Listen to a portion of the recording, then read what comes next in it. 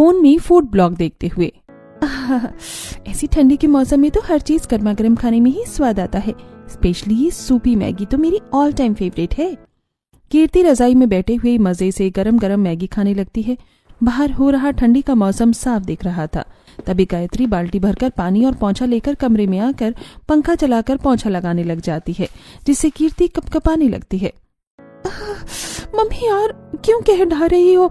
एक तो वैसे ही इतनी तगड़ी ठंडी हो रही है, ऊपर से तुमने फुल स्पीड से पंखा चालू कर दिया है।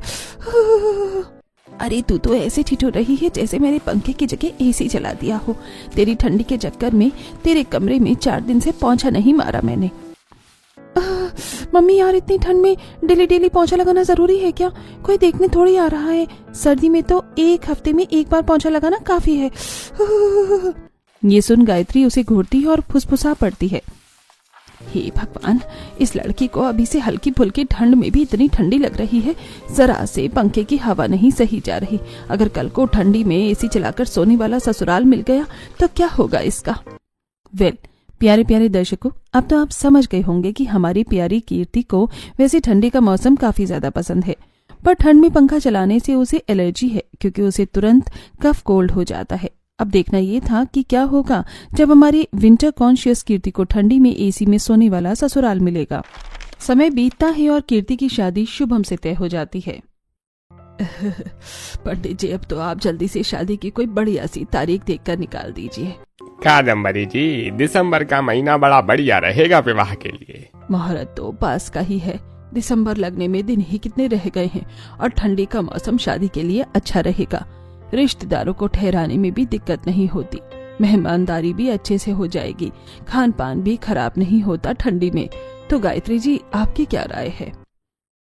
जी, दिसंबर की डेट सही रहेगी। दिसंबर की कड़कड़ाती ठंड में शादी की डेट फिक्स होने पर कीर्ति बिल्कुल खुश नहीं होती। यार, दिसंबर में तो एसी की तरह चिल ठंडी ठंडी हवा चलती है। मेरी तो सोच सोच के अभी से हालत खराब हो रही है। ब्राइडल शूट भी स्वेटर शॉल में करवाना पड़ेगा। ऐसे ही कुछ समय बीतता है। शादी की डेट पास आने तक ठंड का तापमान और भी ज्यादा बढ़ जाता है। धूमधाम से शादी होकर कीर्ति ससुराल आती है, जहां ससुराल के दरवाजे पर बिल्कुल चिल्ड हवा का झोंका उसे लगता है।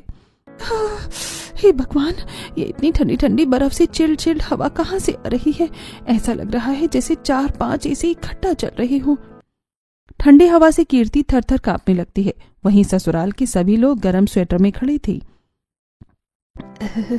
हे राम जी, आज तो एकदम जोरदार की ठंड है। मेरा तो शरीर सिहर रहा है।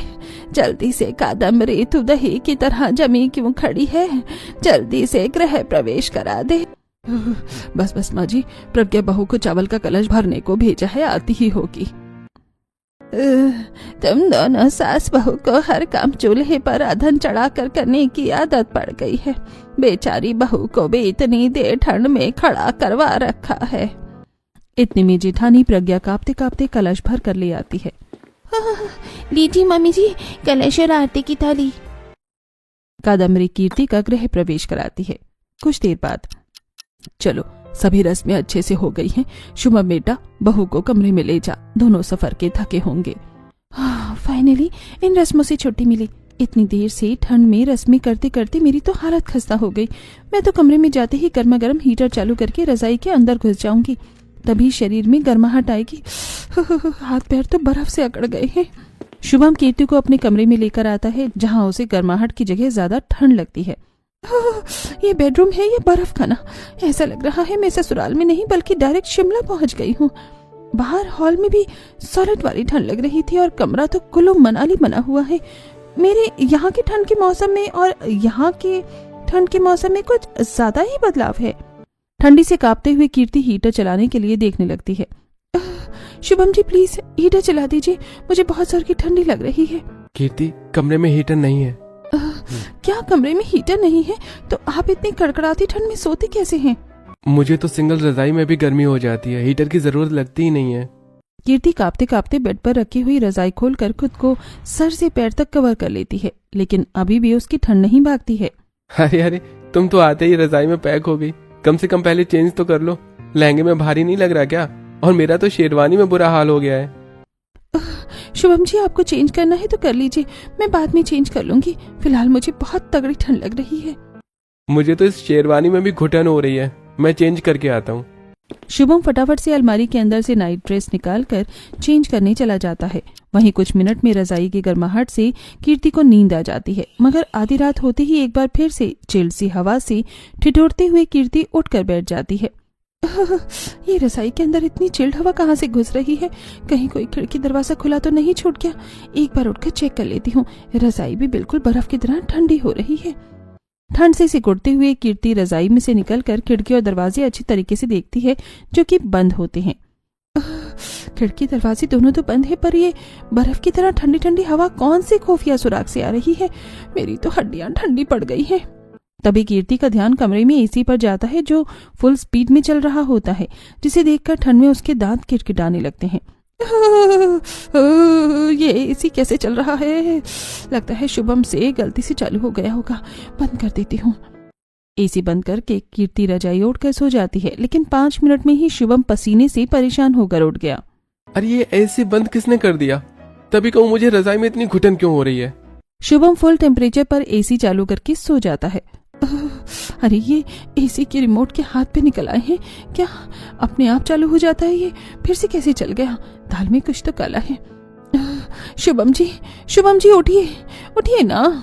क्या यार कीर्ति, प्लीज सो जाओ, मैं बहुत ज्यादा थका हुआ हूँ, मुझे सोने दो। इतनी बढ़िया एसी की फ्रेश हवा चल रही है। मतलब कि एसी इन्होंने चलाया था? मुझे तो ऐसा लग रहा है जैसे मेरे पति के दिमाग में पेच ढीला हो गया है, वरना इतनी कड़कड़ाती ठंडी के मौसम में एसी चालू करके कौन सोता है? पूरा का पूरा कमरा एसी चलाकर चिल्ड कर रखा है। एक काम करती हूँ, निकिता के कमरे में जाकर सो जाती हूँ। इतनी ठंड में सोने से सुबह तक तो मेरा राम नाम सत्य हो जाएगा।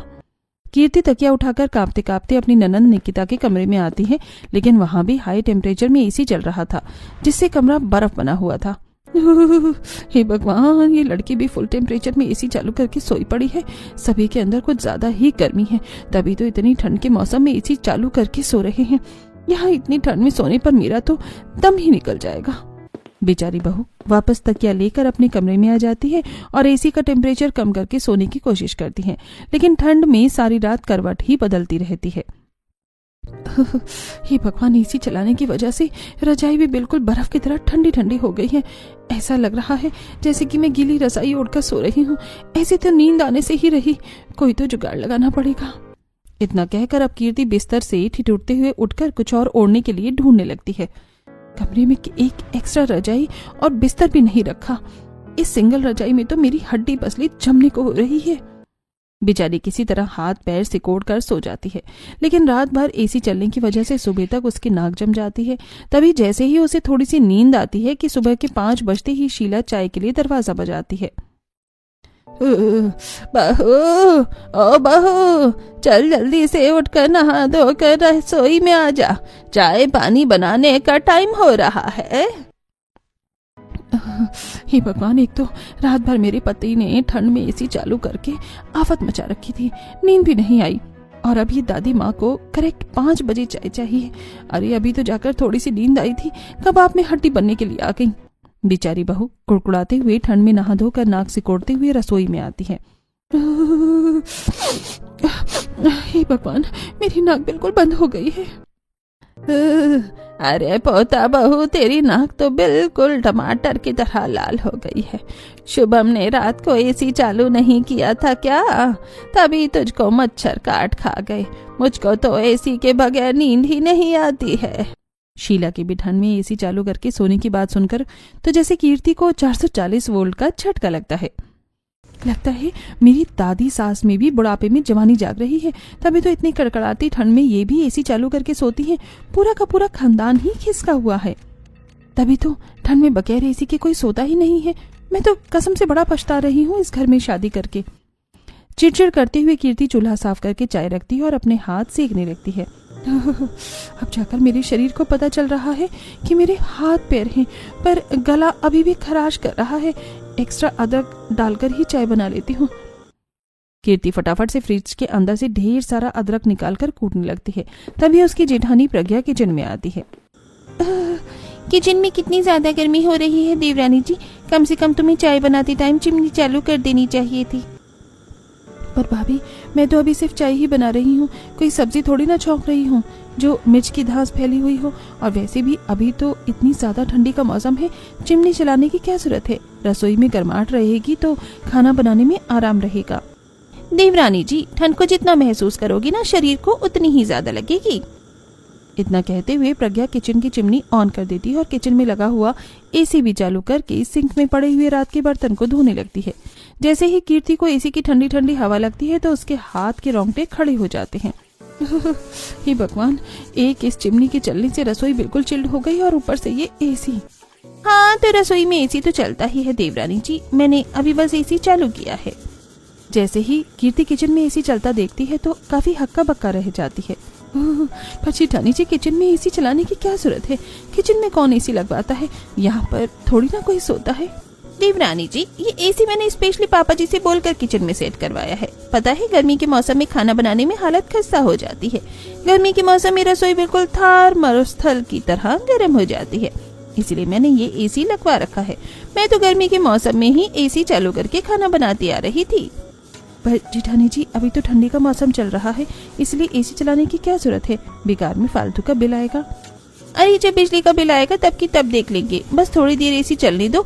वो किचन की चिमनी ज्यादा फास्ट नहीं चलती, इसलिए किचन की गर्मी खींचकर बाहर नहीं निकल पाती, इसलिए एसी लगवा रखा है। बेचारी कीर्ति आंखें फाड़कर किचन में चल रहे एसी को देखकर बहुत ठंड से ठिठुर ठिठुर कर चाय बनाती है। हे भगवान, कमरा तो कमरा, किचन में भी चैन नहीं है। अगर रसोई में भी एसी चालू करके खाना बनाना पड़ेगा तो मेरी तो कुल्फी जम जाएगी।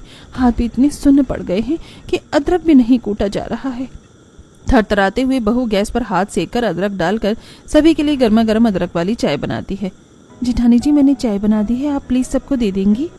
अरे, तुमने इतने प्यार से बनाई है तो सबको अपने हाथों से परोस कर पिला दो। और हाँ, सभी लोग चाय अपने अपने कमरे में बिस्तर पर ही पीते हैं। यही सही है, सभी को एसी की चिल्ड हवा में चाय भी बिस्तर पर ही चाहिए। ट्रे में सभी के लिए चाय के कप लेकर कीर्ति कमरों में जा जाकर चाय देती है, जहां सुबह होने के बाद भी सभी के कमरे में फुल स्पीड में एसी चल रहा था और वहीं कादम्बरी एसी में रजाई में सिमट कर बैठी थी। अरे आजा आजा बहू, कितनी देर से चाय का इंतजार कर रही हूँ। रात जबरदस्त वाली ठंडी थी, ठंड देखकर तो रजाई छोड़ने का मन भी नहीं कर रहा। मम्मी जी, जब आपको इतनी सर्दी लग रही है तो फिर आपने एसी क्यों चला रखा है? इसे बंद कर दीजिए। अरे बहू, ठंड हो चाहे गर्मी, एसी चलाए बगैर तो हमारा गुजारा ही नहीं है। वो क्या है ना, रात में बड़े बड़े मच्छर लगते हैं कमरे में, तो बस मच्छर को भगाने के लिए एसी चलाना पड़ता है। फिर एक बार रजाई में घुसने के बाद रजाई छोड़कर बाहर निकलने का मन ही नहीं करता, इसलिए चलती रह जाती है एसी। चल कोई नहीं, अब तो कमरे में आ गई है तो तू ही एसी बंद कर दे। अब कादम्बरी के कहने पर कीर्ति एसी बंद करके निकिता के कमरे में चाय देने के लिए जाती है, जहां वो रजाई में पैर पसारी फोन चला रही होती है। देखो, महारानी को कैसे मजे से खुद रजाई में बैठकर फोन चला रही हैं, जैसे मैं तो इसकी नौकरानी लग रही हूँ। निकिता, ये लो तुम्हारी चाय, फटाफट से उठा लो। तभी चाय में ठंडापन देखकर निकिता नखरे करने लगती है। भाभी, ये चाय तो बिल्कुल बर्फ की सिल्ली की जैसी ठंडी हो गई है। इतनी ठंडी चाय मुझसे नहीं पी जाएगी, दोबारा से गर्म करके ले आओ। अरे, इतनी ठंडी के मौसम में तुम एसी चालू करके चाय पीना चाहोगी तो चाय तो 1 मिनट में ही ठंडी हो जाएगी। जब तुम एसी की ठंडी ठंडी हवा खा रही हो तो ठंडी ठंडी चाय का घूंट भी पी लो। भाभी, माइंड योर ओन बिजनेस। मैं चाहे एसी चलाकर सोऊं या फिर बर्फ का बिस्तर लगाकर, आप केवल अपने काम पर ध्यान दीजिए, मेरा टाइम वेस्ट मत कीजिए। फटाफट से चाय गर्म करके ले आइए। निकिता का घमंडी बर्ताव देखकर कीर्ति को गुस्सा तो काफी ज्यादा आता है, लेकिन फिलहाल घर में नई नवेली बहू होने की वजह से वो कुछ भी नहीं कहती। महारानी ऑर्डर तो ऐसे झाड़ रही थी जैसे 5 स्टार होटल में चाय पीने के लिए बैठी हूँ। मन तो कर रहा है चाय छन्नी से डायरेक्ट खौलती हुई चाय इसके मुंह में ही छान दूं।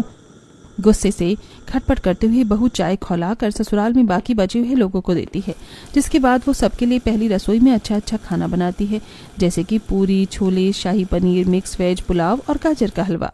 क्या बात है बहू, खाना तो बहुत ही शानदार बनाया है तुमने।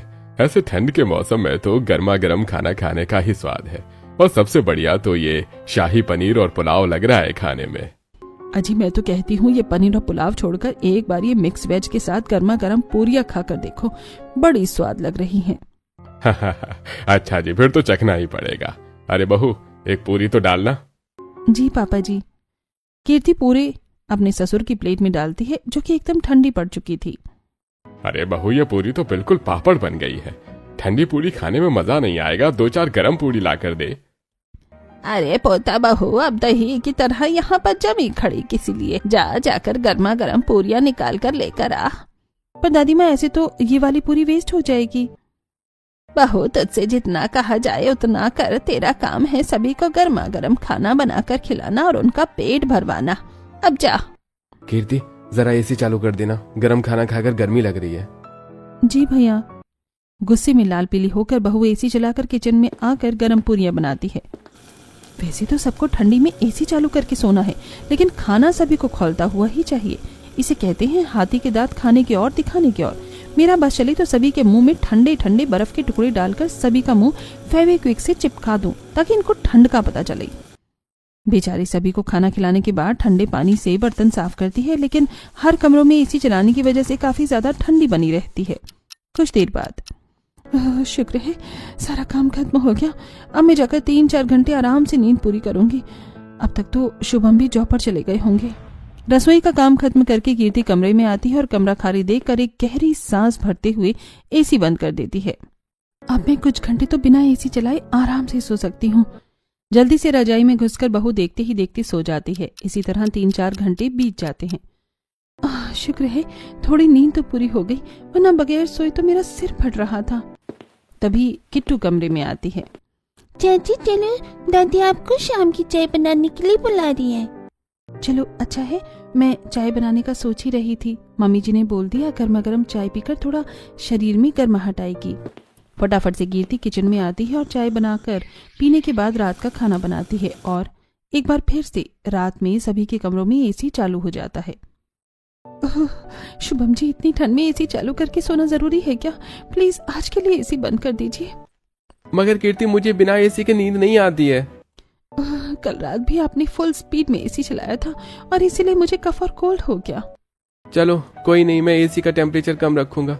और तुमको इतनी ठंड लग रही है तो बेड के अंदर एक्स्ट्रा रजाई और कंबल रखा हुआ है, मैं तुम्हारे लिए निकाल देता हूँ। शुभम बेड के अंदर रखी हुई रजाई निकाल कर कीर्ति को देता है। कीर्ति दोनों रजाई को डबल करके सो जाती है, लेकिन जुकाम की वजह से उसको रजाई में मुंह ढककर सोने से सांस नहीं आती।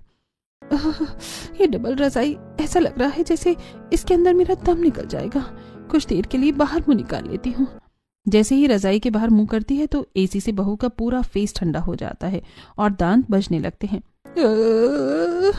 क्या मुसीबत है, पता नहीं कितनी ठंडी हवा खाने का मन करता है इनका। बेचारी बहू रजाई लेकर कमरे से जाकर हॉल में सोफे पर सो जाती है। शुक्र है हॉल में एसी नहीं चल रहा है। अब जब तक ठंड है मैं यहीं पर सोऊंगी।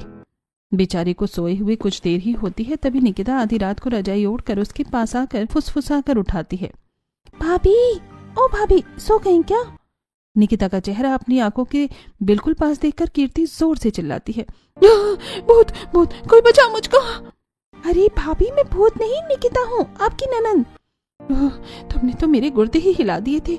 इतनी रात को तुम भूत की तरह हॉल में क्यों भटक रही हो? भाभी, मुझे कुछ खाने की क्रेविंग हो रही है, प्लीज कुछ बनाकर दे दो। रात को तुमने डिनर नहीं खाया था? रसोई में रोटी सब्जी रखी हुई है, जाकर खा लो। भाभी, मेरा गर्मा गर्म मैगी खाने का मूड हो रहा है, प्लीज बना दीजिए। बेचारी कीर्ति निकिता को मना नहीं कर पाती और आंखें मलते हुए ठंडी में किचन में जाकर मैगी बनाती है, जहां ठंड की वजह से बाहर काफी ज्यादा कोहरा छाया हुआ था और ठंडी ठंडी हवा चल रही थी। इससे अच्छा तो मैं अपने कमरे में रजाई में ही पड़ी रहती। अपने ही पैर पर कुल्हाड़ी मार ली। हॉल में सोने आकर इसने मुझे मैगी बनाने में लगा दिया। मैगी बनाकर देने के बाद कीर्ति जब रजाई मुंह तक ओढ़कर सो जाती है। अब तो कोई भी आकर मुझे उठा ले, सुबह से पहले मैं सोफे से 1 इंच नहीं हिलने वाली। ऐसे ही कुछ समय बीत जाता है। धीरे धीरे ठंड काफी ज्यादा बढ़ जाती है, लेकिन अभी भी ससुराल वालों का भयंकर ठंड में एसी चालू करके सोना जारी था। एक दिन प्रज्ञा सुबह सुबह दोनों बच्चों को स्कूल के लिए तैयार कर रही होती है। अरे बहू, तू मेरे परपोते को जर्सी पहनाकर स्कूल नहीं भेजती क्या? देख कितनी खांसी हो रखी है इसको। दादी माँ, मैं तो जर्सी, टोपी, दस्ताना सब कुछ अच्छी तरीके से पहनाकर ही स्कूल भेजती हूँ। पता नहीं फिर इसको खांसी और जुकाम कहाँ से लग जाता है। जिठानी जी, अब आप सब लोग इतनी ठंड के मौसम में रात को एसी चालू करके सोएंगे तो बच्चे को सर्दी जुकाम तो होगा ही। बच्ची का शरीर बड़ों के मुकाबले कई गुना सेंसिटिव होता है। बहू, माना कि हम लोग ठंडी में एसी चलाकर सोते हैं, लेकिन भर भर कर ठंडी में देसी खान पान और घी भी तो खाते हैं। ठंडी के मौसम में तो सर्दी जुकाम हो ही जाता है हर किसी को। पर दादी माँ, अगर आप लोगों को एसी चालू करके ही सोना होता है तो फिर रजाई ओढ़ने का क्या फायदा? आप लोग एसी जलाकर बगैर रजाई के सो जाओ। बहू, तू क्या ठंडी में हमारी तबीयत खराब करवाना चाहती है? बगैर रजाई के सोएंगे तो हमको ठंडी मर जाएगी। वो तो रात में मच्छर लगते हैं, इसलिए चलाना पड़ता है। मम्मी जी, मच्छर से बचाव करने के लिए ओडोमॉस और बहुत सारी चीजें आती हैं। एसी चालू करके सोने क्या जरूरी है? पंखा भी तो चला सकते हैं। चाची, पर पंखा तो बिल्कुल स्लो मोशन में चलता है, हवा भी नहीं लगती। इन सभी को समझाना भैंस के आगे बीन बजाने जैसा है। सोने दो सबको एसी में। आज से मैं तो अपना बिस्तर बालकनी में ही लगा लूंगी। मुझे अपनी कुल्फी नहीं जमानी एसी में सोकर। देखते ही देखते रात का समय हो जाता है और गुस्से में आग बबूला होकर कीर्ति अपना बिस्तर बालकनी में लगाती है, जिसे देखकर शुभम, अरे कीर्ति, तुम ये क्या कर रही हो? अचार डालने की तैयारी कर रही हूँ। अब तुम जाओ यहाँ से। अरे बाबा, तुम मुझ पर गुस्सा क्यों हो रही हो? कितना बढ़िया ठंडा मौसम हो रहा है, चलो ना अंदर। ज्यादा बड़ा लगाने की कोई जरूरत नहीं, चुपचाप जाओ, जाकर चिल्ड हवा खाओ। अपना सारा का सारा गुस्सा और फ्रस्ट्रेशन शुभम पर निकालकर कीर्ति बालकनी में सो जाती है। लेकिन रात गहराने के साथ काफी ज्यादा ओस पड़ती है, जिसके चलते बालकनी और बिस्तर भी गीला हो जाता है, जिससे सुबह तक कीर्ति की ठंड से हालत खराब हो जाती है। तभी पड़ोसन सुषमा रजाई सुखाने के लिए बालकनी में आती है। भगवान, ये ठंड तो कम होने का नाम ही नहीं ले रही है। आज तो बड़ी ठंडी ठंडी हवा चल रही है, एसी भी फेल है। अरे, ये कादम्बरी की बहू ऐसे बालकनी में क्यों सो रही है ठंड में? अरे ओ कादम्बरी की बहू, क्यों खुले में बालकनी में सोई है? ठंडी लग जाएगी तो लेने के देने पड़ जाएंगे। तभी ठिठुरते हुए कीर्ति जल्दी से उठकर रजाई बिस्तर उठाने लगती है और देखती है कि रजाई बिस्तर गीला हो चुका है। ये रजाई बिस्तर कैसे गीला हो गया? लगता है रात को बारिश हुई थी। ताबड़तोड़ ठंड की वजह से कोहरा जमा हुआ था और ओस की बूंदें गिर रही थी। फटाफट से फ्रेश होकर वो रसोई में जाकर सभी के लिए चाय बनाती है। तभी उसकी सहेली मुक्ति का कॉल आता है। हेलो कीर्ति, कैसी है तू? और बता, कैसे काट रही है शादी के बाद तेरी लाइफ? बहन, बस पूछ मत। मेरे ससुराल वालों ने मेरी तो जिंदगी झंड कर रखी है। अरे, ये तेरी आवाज को क्या हो गया? फटे स्पीकर की तरह बात क्यों कर रही है? कहीं ठंड में आइसक्रीम तो नहीं खा ली? मैं तो जब से शादी होकर आई हूँ, सबको बनाने खिलाने में ही मेरी तो जिंदगी बिजी हो गई रखी है। ऊपर से ठंड में सोने को भी नहीं मिलता। मेरे ससुराल वाले इतनी ठंडी के मौसम में एसी चालू करके सोते हैं। मेरी तो कसम से बैंड बज रखी है। अरे, तेरे ससुराल वाले पागल तो नहीं है? इतनी ठंड में एसी चालू करके कौन सोता है? बस बहन, मैं तो एडजस्ट कर रही हूँ। अरे, तो तू एडजस्ट कर ही क्यों रही है? अगर तुझे ससुराल वालों का एसी में सोना छुड़वाना है तो उन्हें सबक सिखा। कभी कभी जब घी सीधी उंगली से नहीं निकले तो उंगली टेढ़ी करनी पड़ती है। यार, अभी मेरे दिमाग में ना एसी की ठंडक जमी हुई है, तो जलेबी की तरह टेढ़ी मेढ़ी बातें कर मत करना, सीधा बता। मुक्ति कॉल पर कीर्ति को बहुत कुछ बताती है। तेरा प्लान सुनने में तो बहुत ज्यादा धांसू है, मैं ट्राई करती हूँ। अब कुछ ही देर में कीर्ति दूध और शक्कर डालकर सभी के लिए फ्रिज से बिल्कुल ठंडा पैकेट वाला दूध निकालकर बर्फ वाली ठंडी चाय बनाकर लाती है। चलो अच्छा है, आज सब के सब चाय पीने के लिए हॉल में जमा है। आज की चाय पीकर सभी ताता तहिया करेंगे। ला दे पोता बहू चाय, आज तो गले में बड़ी खराश हो रही है। माँ जी, मुझको भी जुकाम ही चढ़ा हुआ है। सभी ने एक साथ चाय की चुस्की ली और बर्फ वाली चाय पीकर सभी के दांत से हर गए। बहू, ये क्या भद्दा मजाक है? तू इतनी ठंडी चाय हमें बर्फ वाली पिला रही है? रसोई में गैस की हड़ताल हो गई है क्या? मम्मी जी, डेली तो आप लोग गर्मा गर्म चाय पीते हैं, आज कुछ अलग हो जाए। मैंने सोचा जब आप लोगों को ठंड में एसी चालू करके ठंडी ठंडी हवा खाकर सोने अच्छा लगता है तो ठंडी ठंडी चाय भी पीने में अच्छी लगेगी। तो क्यों फालतू का गर्मा गर्म चाय बनाकर अदरक, शक्कर, चाय पत्ती का खर्चा करना? सबको कोल्ड टी पिला दी। कैसा टेस्ट था वैसे? एकदम वाहियात और बकवास भाभी। ठंड के मौसम में गर्मा गर्म जायकेदार चाय ही अच्छी लगती है। मेरे तो दांत से हर गए ये बर्फ वाली चाय पीकर। खबरदार जो दोबारा ये एक्सपेरिमेंट किया तो। ठीक है दादी जी, चलिए आप लोग नहा लीजिए, सबके लिए गर्मा गर्म नाश्ता बनाती हूँ। ठंड में नहाने का नाम सुनकर पूरे ससुराल वालों की सिट्टी पिट्टी गुल हो जाती है। ओहो, अरे इतनी ठंड में नाश्ते के लिए नहाना जरूरी है क्या? जी हाँ, नाश्ते के लिए नहाना कंपलसरी है। जो नहीं नहाएगा उसको नाश्ता भी नहीं मिलेगा। बिना नहाए नाश्ते पर पाबंदी लगते देखकर पूरा का पूरा ससुराल आंखें फाड़कर कीर्ति को देखने लगता है। अरे बहू, पानी भागे थोड़ी जा रहा है, थोड़ा धूप निकल जाने दे, उसके बाद नहा भी लेंगे। वैसे भी मन चंगा तो कटौती में गंगा। हाँ बहू, पहले पेट पूजा करवा दे, उसके बाद नहाना देखा जाएगा। पापा जी, आप लोग भरपेट नाश्ता करने के बाद फिर से एसी चालू करके रजाई में जाकर पसर जाएंगे। अरे 10 दिन हो गए आप सभी को नहाए हुए। सभी के शरीर में 2.5 किलो से ज्यादा मैल जमी हुई है। जाकर नहा लीजिए, वरना। कीर्ति की जिद करने पर पूरा ससुराल ठंड में नहाने के लिए जाता है। ठंड की वजह से बाथरूम बिल्कुल चिल्ड था। मम्मी, मुझको ठंडी बहुत लग रही है, मुझको नहीं नहाना है। मुझे नहाने के बाद हल्का और फ्रेश महसूस होगा। चलो फटाफट से नहा लो। सभी के सभी नहाना शुरू करते हैं। शुरू में तो टोटो में गीजर का गर्मा गर्म पानी आता है, लेकिन अब कीर्ति गीजर वाले गर्म पानी का कनेक्शन बंद कर देती है, जिससे कि टोटी में बर्फ की तरह ठंडा ठंडा पानी आता है। भगवान, ये गीजर मशीन में इतना ठंडा ठंडा पानी कहाँ से आ रहा है? इसके आगे तो एसी की हवा भी फेल है। कीर्ति भाभी, अरे ओ कीर्ति भाभी, देखना गीजर का बटन बंद है क्या? ठंडा पानी आ रहा है। नहीं तो, गीजर का कनेक्शन तो ऑन है। लगता है गर्म पानी खत्म हो गया है। ये सुनकर निकिता, जो कि साबुन में सनी हुई थी, ना चाहते हुए उसे ठंडे ठंडे बर्फ जैसे पानी से नहाना पड़ता है। कितना ठंडा पानी है!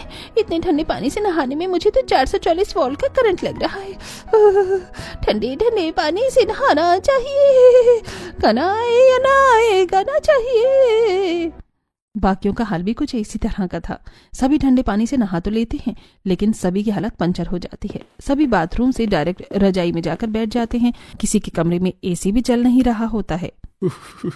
अच्छी हे भगवान, एसी भी बंद कर दिया, रजाई भी ओढ़ ली, लेकिन ठंड नहीं भाग रही है। आज तो ठंड ज्यादा ही है। इतने में बाल्टी में पोंछा और पानी लेकर कीर्ति कमरे में आती है और कीर्ति फुल स्पीड में पंखा चालू करके पोंछा लगाने लगती है।